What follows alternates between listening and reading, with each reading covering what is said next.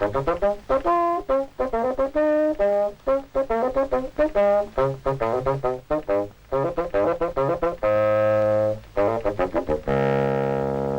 the Engine.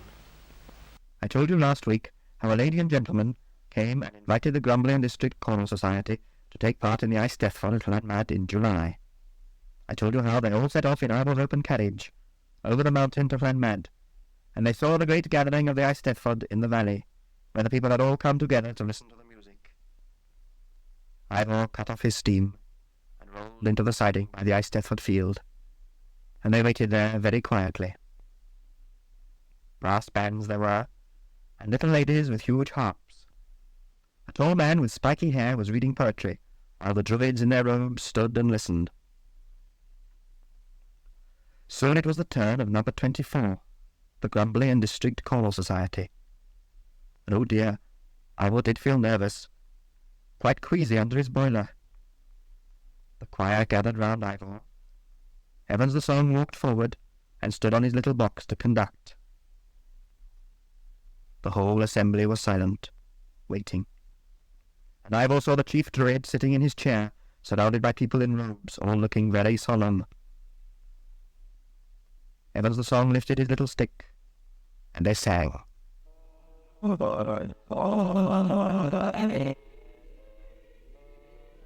Ivor sang with them. He sang as he had never sung before. He wasn't a bit nervous once they had started singing, and their voices rang out, loud and lovely, through the valley and up to the mountains.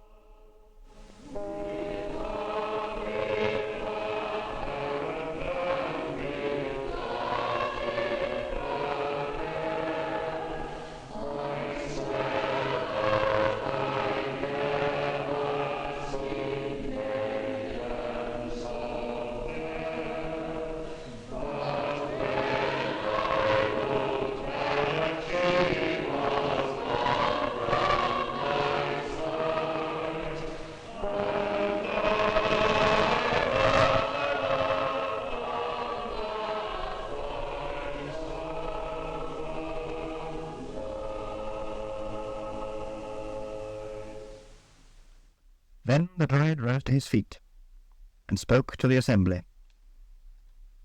Exactly what he said I can't tell you, because he spoke in Welsh, but it was about the singing, and the poetry, and the singing to harps, and the brass bands, and the long tradition of music in their lovely land of Wales. Then he came forward, and taking from a cushion a silver scroll, he gave it to the tall man with spiky hair, and the whole assembly rose and cheered. To a little lady with a huge golden harp he gave a tiny silver harp, and the people all cheered and cheered. Then he came and stood before Evans the Song. Evans the Song bowed, and the druid placed on his head a wreath of silver laurel leaves.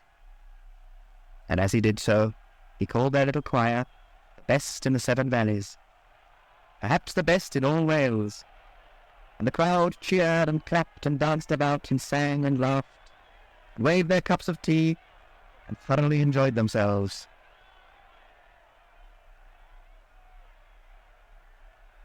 Then, later, Evans took off the silver wreath and fixed it on Ivor's funnel. "There, Ivor, you must wear it for us all, because we all won it." So Ivor wore the silver wreath, and very proud he felt, and very proud were the rest of the choir, as they climbed into their painted carriage and set off for home.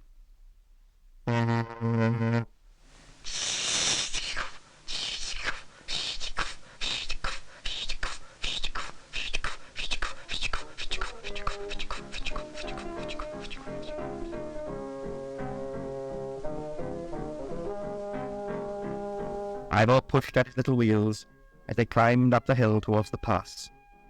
Jones put plenty of coal on his boiler fire, and the steam and the sparks flew from his little funnel as they passed over the high rocks and saw their own valley spread out in front of them. Ivor loved that run. He could see the sheep on the hills and the big wheel of the pit spinning. He could see Llantisilly and Tannygilch and the broad yellow sands of Tywyn Beach, and the sea shining calm and bright in the afternoon sunlight. Oh, There's a lovely sight now, Jones the Steam. Look, there's Chewin Beach. Wouldn't it be just grand if we could go past there on the way home and have a bathe?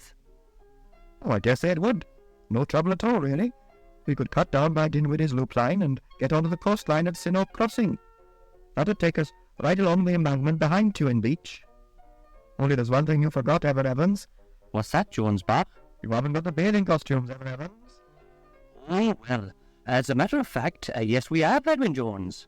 Every one of us brought a bathing costume and a little towel, just in case, like. So that's no difficulty. In fact, I brought a spare one for you if you'd care to join us. Well, that's certainly a good idea of yours, Evan Evans. We'll do that, shall we?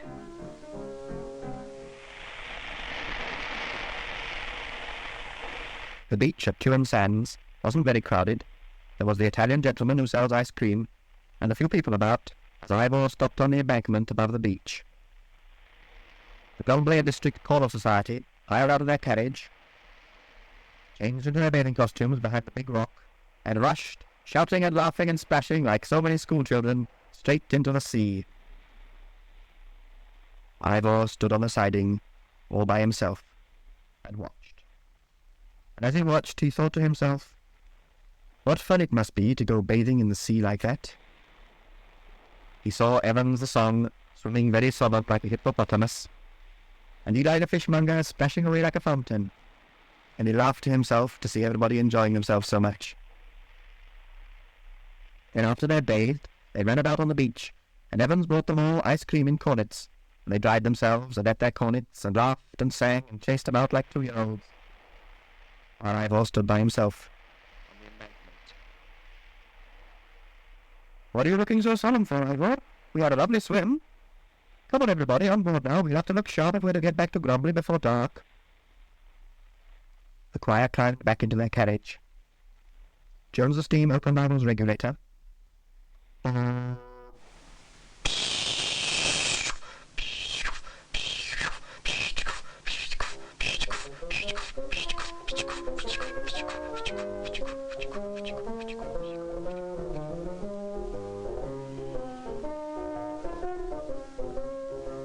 And with their towels and costumes hanging out to dry, flying in the air like flags, the Grumbly District Choral Society went on their way.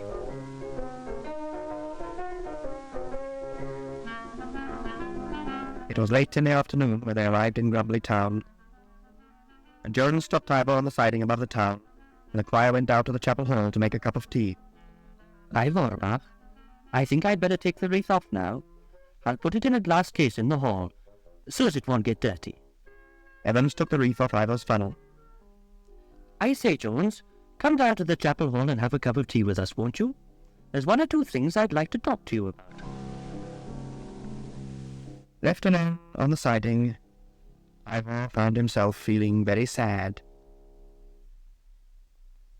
He didn't know why it was. After all, he had just helped the choir win the silver award at the Eisteddfod. But still, he felt sad and a bit lonely. Quite miserable, in fact. All by himself on the siding.